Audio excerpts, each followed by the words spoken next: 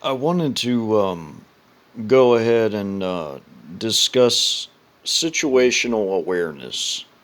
Now, you have to understand that all that's going on is happening with the backdrop of a massive Mark of the Beast rollout. We'll just call it that.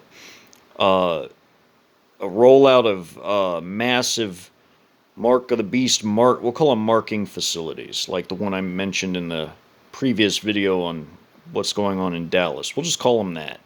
Beat the little algorithm.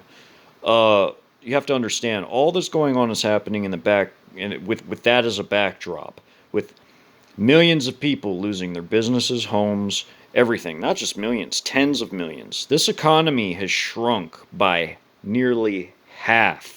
It's over 45%. It's almost at 50. That means that almost half of the people in this nation have no employment, no work. They've lost everything. It's unsustainable. There's no building. There's no coming back from that. No society's ever come back from from something like that. So you have to understand that's happening in the background. Now, the economy will collapse very soon because it's unsustainable. You can't come back from that. There's no rebounding from that. It doesn't matter how high the stock market goes, those are not indications of the real economic situation. They're pumped up by artificial junk bonds, by Fed and government money printing and liquidity being pumped into it. That is how it's artificial. It's all artificial. It's not a recovery. Don't ever think that. So that's happening in the background. Then we also have all the political and social turmoil coming from all that's been going on lately.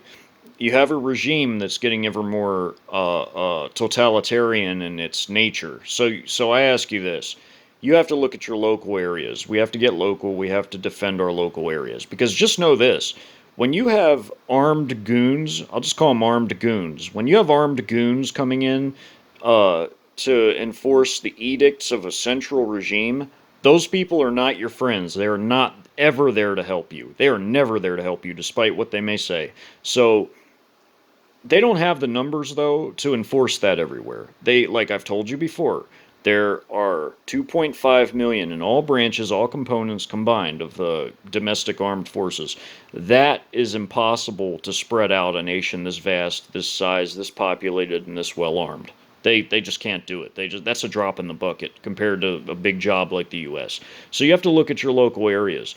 Are there prisons in your local areas? Are there places like that that when the SHTF happens and lights go out and other problems happen, are those people that work in those places going to run home to protect their families and leave the people inside at their own desires, let them be able to break out?